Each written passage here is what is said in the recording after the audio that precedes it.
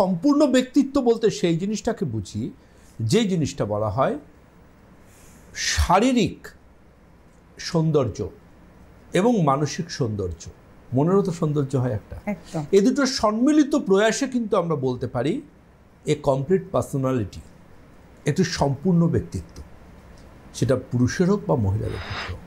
কোনো মানুষকে দেখতে সুন্দর কিন্তু he or she is very talkative এবং তিনি অপ্রয়োজনীয় কথা বলে চলেছেন প্রচুর, যে কথাগুলো কিন্তু প্রয়োজনীয়, উল্টো থেকে মানুষটা হয়তো সেটা শুনে যাচ্ছেন কিন্তু তিনি বলছেন যে কখন থামবে এনি।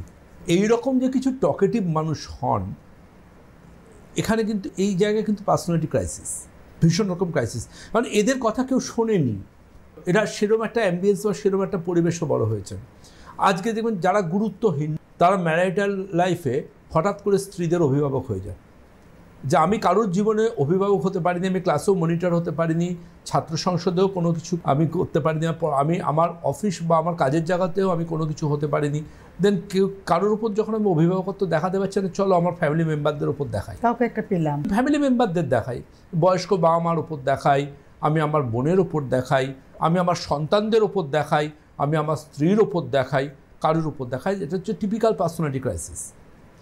প্যানিক অ্যাটাক কিন্তু আসে ওয়ান টাইপ অফ ইনসিকিউরিটি থেকে, মনের মধ্যে একটা এমন জায়গায় স্ট্রেস যাচ্ছে যে স্ট্রেসটাকে কিন্তু তুমি আর কন্ট্রোল করতে পারো। স্ট্রেস প্রত্যেকের লাইফে আছে।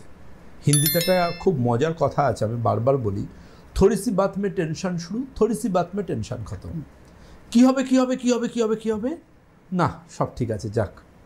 এই যে একটা ম্যাটার, পরীক্ষার রেজাল্ট বেরোবে, স্ট্রেস, কোনো সমস্যা, স্ট্রেস, যে কোনো কিছুতে স্ট্রেস। এইরকম পরিস্থিতিতে আমি তো পড়ি, কিন্তু আমাদের মনেরও একটা শক অ্যাবজর্বার হয় দিদি, আমরা আঘাতটা একদম আমাদের প্রত্যেকের জীবনে কিন্তু দুঃখ বা আঘাতের ক্ষত আছে, কিন্তু আমাদের ব্যক্তিত্ব সেটাকে ঢাকে।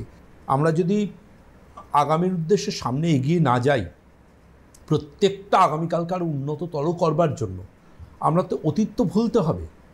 একটা পেন ড্রাইভ দেখুন, একটা মোবাইল দেখুন, একটা কম্পিউটার দেখুন, ওরও কিন্তু একটা মেমারি রয়েছে, একদম আমাদের ব্রেনেরও তাই রয়েছে। আমরা যদি না ভুলি আমরা নতুন জিনিস নিতে পারবো না।